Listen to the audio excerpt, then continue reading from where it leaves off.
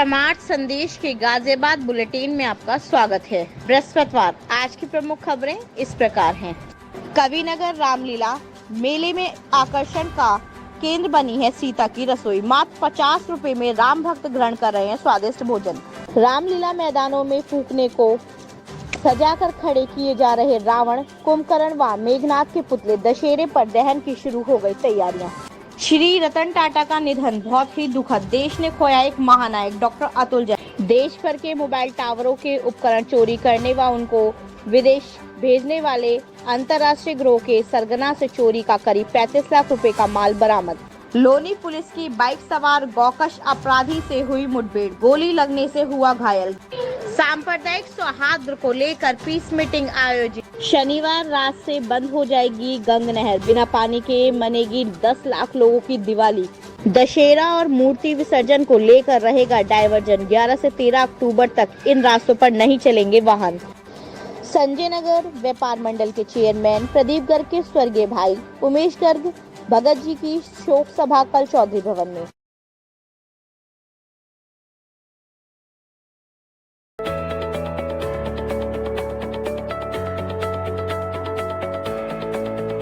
कविनगर रामलीला मेले में आकर्षण का केंद्र बनी है सीता की रसोई। मात्र 50 रुपए में राम भक्त ग्रहण कर रहे हैं स्वादिष्ट भोजन। श्री धार्मिक रामलीला कमेटी कविनगर के सहयोग से परमार्थ सेवा ट्रस्ट द्वारा संचालित सीता की रसोई राम भक्तों के लिए प्रमुख आकर्षण बनी हुई है। राम भक्त यहां पर आकर मात्र 50 रुपए में भरपेट भोजन कर रहे हैं। परमार्थ सेवा ट्रस्ट के मुख्य ट्रस्टी वीके अग्रवाल ने बताया कि 50 रुपए का शुल्क देकर व्यक्ति अपने परिवार के साथ दाल, चावल, सब्जी, रोटी, मिठाई व पानी की बोतल प्राप्त कर रहे हैं। आज के घनघोर महंगाई के युग में किसी भी मेले के अंदर मात्र 50 रुपए में शुद्ध शाकाहारी, स्वादिष्ट एवं पौष्टिक भोजन मिलना एक अद्भुत कार्य है, जिसको रामलीला कमेटी के साथ परमार्थ सेवा ट्रस्ट अनेक वर्षों से संचालित करता रहा है। श्री अग्रवाल जी ने बताया कि इस वर्ष उन्होंने भोजन में सब्जी में मटर पनीर, पालक कोफ्ता, दाल मखनी, आलू मटर, सोयाबीन भी अनेक बार परोसी गई है। इसके साथ ही मिठाई में प्रतिदिन हलवा, खीर थाली में रखी जाती है। खाने की गुणवत्ता के चलते ही प्रतिदिन 1500 से 2000 राम भक्त यहाँ पर भोजन करने आते हैं और भोजन करने के बाद परमार्थ सेवा ट्रस्ट द्वारा परोसे जा रहे खाने के साथ बेहतर व्यवस्था के लिए बधाई व प्रशंसा करना नहीं भूलते हैं। सीता की रसोई पुलिस प्रशासन, जनप्रतिनिधि, मीडिया कर्मी, स्वयंसेवी संस्थाओं के पदाधिकारी भी भोजन करने आते रहते हैं। सभी लोग भोजन की गुणवत्ता, साफ सफाई और स्नेह के साथ खाना परोस रहे परमार्थ सेवा ट्रस्ट के सदस्यों की प्रशंसा करते हैं। श्री अग्रवाल जी ने बताया कि थाली में घी चुपड़ी तवे की गर्मा गर्म रोटी परोसी जाती है। राम भक्त कहते हैं कि घर जैसा खाना सीता की रसोई में ही मिल रहा है। फिर मेला घूम फिर कर बच्चों के साथ सीता की रसोई में खाना खाने से बेहतर कोई विकल्प हो ही नहीं सकता। कोई आज आपने पक्का भी देखा है, कैसा लगा आपको?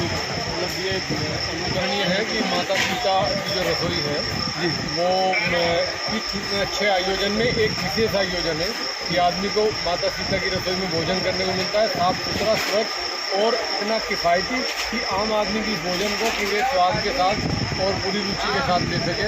और इसके लिए मैं पूरे मेला प्रबंधन और आप लोगों की टीम को बहुत बहुत बधाई देता हूँ। धन्यवाद। इंस्पेक्टर साहब, आप आए तो आपको भोजन पसंद लगा कैसे? आप मतलब यही लगा जैसे स्वयं माता सीता परोस रही हो और हम उनके बच्चे खा रहे हैं। बहुत बहुत धन्यवाद। रामलीला मैदानों में फूकने को सजाकर खड़े किए जा रहे रावण, कुंभकर्ण व मेघनाथ के पुतले। दशहरे पर दहन की शुरू हो गई तैयारियां। गाजियाबाद शनिवार 12 अक्टूबर को दशहरा पर्व है, जो श्री रामचंद्र की लंका विजय के अवसर पर मनाया जाता है। इस अवसर पर श्री रामचंद्र जी ने रावण का वध किया था। इसी दिन पूरे देश में रामलीला के दौरान रावण, मेघनाथ व कुंभकर्ण के पुतले जलाए जाते हैं। गाजियाबाद में भी सभी प्रमुख रामलीला मैदानों में पुतले खड़े होने शुरू हो गए हैं। कविनगर रामलीला मैदान में रावण का पुतला तो खड़ा हो गया है और कुंभकर्ण का पुतला खड़ा करने की तैयारियां चल रही हैं।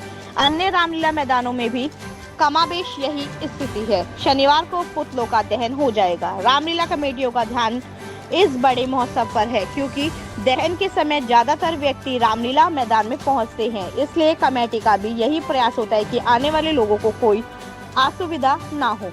श्री रतन टाटा का निधन बहुत ही दुखद। देश ने खोया एक महानायक डॉक्टर अतुल जैन।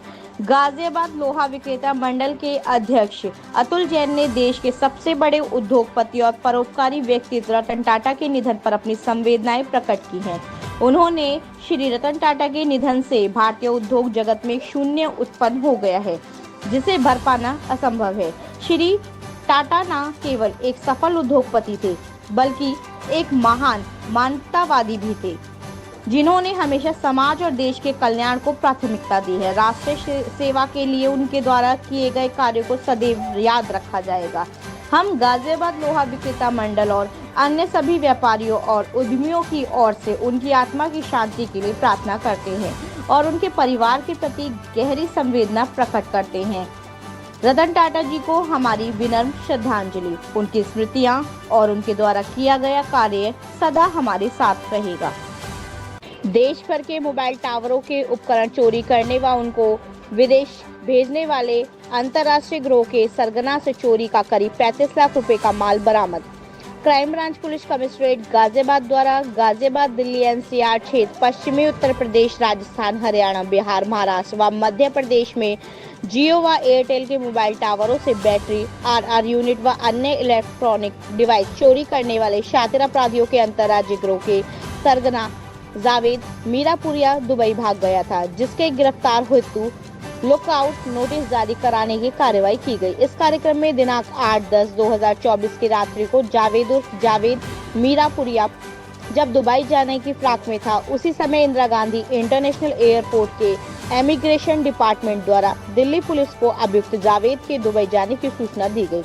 इस पर दिल्ली पुलिस के स्पेशल सेल द्वारा जावेद को हिरासत में लिया गया तथा गाजियाबाद पुलिस को सूचित किया गया, जिस पर क्राइम ब्रांच व थाना नंदग्राम की पुलिस ने दिल्ली जाकर अभियुक्त जावेद का माननीय न्यायालय पटियाला हाउस नई दिल्ली से ट्रांजिट रिमांड लेकर नंदग्राम गाजियाबाद आए। अभियुक्त द्वारा पूछताछ अभियुक्त की निशानदेही पर मोबाइल टावरों से संबंधित RRU व ड्यूप्लेक्सर बरामद करने व महत्वपूर्ण सफलता हासिल की गई। अभियुक्त जावेद मीरापुरिया की गिरफ्तारी पर पूर्व में थाना नंदग्राम के अभियोग में गाजियाबाद से रुपए 1 लाख का पुरस्कार घोषित था। लोनी पुलिस की बाइक सवार गौकश अपराधी से हुई मुठभेड़, गोली लगने से हुआ घायल। गाजियाबाद थाना लोनी पुलिस ने चेकिंग के दौरान निठोरा अंडरपास की तरफ जाने वाले मार्ग पर मुठभेड़ के दौरान एक गौकश अपराधी शरीफ निवासी निठोरा रोड बबलू गार्डन लोनी को गिरफ्तार किया है। मुठभेड़ के दौरान बाएं पैर में गोली लगने से अभियुक्त घायल हुआ है। पुलिस ने बताया कि मुठभेड़ में गिरफ्तार अभियुक्त के विरुद्ध पूर्व से थाना लोनी पर गौवध के अभियोग दर्ज हैं। उसके कब्जे से चोरी की एक मोटरसाइकिल, एक तमंचा, 2 कारतूस बरामद हुए हैं। अगर आप भी वृंदावन धाम में वास करना चाहते हैं तो गोल्ड ब्रिक्स रियल्टी लेकर आए हैं आपके लिए एक शानदार आवासीय प्रोजेक्ट, जिसमें आप मात्र 1 लाख रुपए देकर प्लॉट्स बुक करा सकते हैं और यहां आपको मिलने वाली है वर्ल्ड क्लास सुविधाएं, जिसमें आप 12 महीने की आसान किश्तों पर भी प्लॉट्स बुक करा सकते हैं। तो जल्दी कीजिए और दिए गए नंबरों पर संपर्क कीजिए। राधे राधे।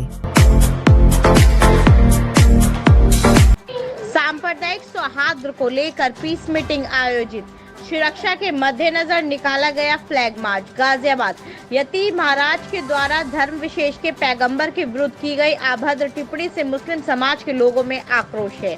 इसी को देखते हुए पुलिस ने कल जुमे की नमाज को लेकर एहतियात बरतनी शुरू कर दी है। हालांकि पुलिस ने विरोध प्रदर्शन और सरकारी कार्य में बाधा डालने के मामले में आधा दर्जन से अधिक रिपोर्ट विभिन्न थानों में दर्ज की है और दर्जन भर से अधिक लोगों को गिरफ्तार कर जेल भेजा गया है। गुरुवार को ACP सिटी रितेश त्रिपाठी के द्वारा मुस्लिम बहुल क्षेत्र केला भट्टा इस्लाम नगर में शांति व्यवस्था बनाए रखने हेतु फ्लैग मार्च किया गया। लोगों से शांतिपूर्वक जुमे की नमाज सौहार्दपूर्ण वातावरण में अदा करने को लेकर पीस मीटिंग का भी आयोजन किया गया। दशहरा और मूर्ति विसर्जन को लेकर रहेगा डायवर्जन। 11 से 13 अक्टूबर तक इन रास्तों पर नहीं चलेंगे वाहन। दशहरा पर्व और दुर्गा पूजा के कार्यक्रम में स्थापित मूर्तियों के विसर्जन के लिए मद्देनजर पुलिस ने डायवर्जन प्लान तैयार कर लिया है। मेले में आने वाले लोगों के वाहनों की पार्किंग के लिए पार्किंग स्थल भी तय कर लिए गए हैं। एडीसीपी ट्रैफिक पीयूष सिंह ने बताया कि दुर्गा पूजा कार्यक्रम में स्थापित मूर्तियों का विसर्जन मुरादनगर स्थित गंग नहर के किनारे बने कृत्रिम तालाबों में किया जाता है। डायवर्जन के मद्देनजर 11 अक्टूबर को सुबह 8 बजे से 13 अक्टूबर को मूर्ति विसर्जन के कार्यक्रम तक मेरठ रोड पर वाहनों का आवागमन प्रतिबंधित रहेगा।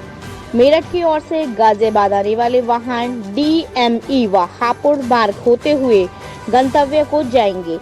शनिवार रात से बंद हो जाएगी गंग नहर, बिना पानी के मनेगी 10 लाख लोगों की दिवाली। गंग नहर की सफाई के लिए शनिवार रात 12 बजे हरिद्वार से गंग नहर को बंद कर दिया जाएगा। इससे ट्रांसहिंडन क्षेत्र के साथ नोएडा के लोगों को गंगा जल प्लांट से गंगा जल नहीं मिलेगा। 2 नवंबर तक गंग नहर बंद रहेगी। इस दौरान ट्रांसहिंडन और सिद्धार्थ विहार के 10 लाख से अधिक लोग प्रभावित होंगे। इस दौरान नगर और जीडीए को नलकूप से दिन में एक बार पानी की आपूर्ति की जाएगी। 2 नवंबर की रात 12 बजे गंग नहर में पानी छोड़ा जाएगा। दशहरे के समय किसानों को पानी की जरूरत कम रहती है, जिस वजह से हर वर्ष इस दौरान गंग नहर की सफाई की जाती है। गंग नहर से ही प्रताप विहार स्थित गंगा जल प्लांट में गंगा जल आता है। प्रताप विहार प्लांट की भंडारण क्षमता 150 क्यूसेक पानी की है। गंग नहर बंद होने पर प्लांट में 2 दिन का पानी भंडारण करके रखा जाता है। इस प्लांट से वसुंधरा, वैशाली, इंदिरापुरम, डेल्टा कॉलोनी, कौशाम्बी और सिद्धार्थ विहार को गंगा जल मिलता है। इसके अलावा नलकूप से और टैंकर से पानी की आपूर्ति की जाती है। गंगा जल सुबह और शाम के समय 1-1 घंटे की आपूर्ति की जाती है।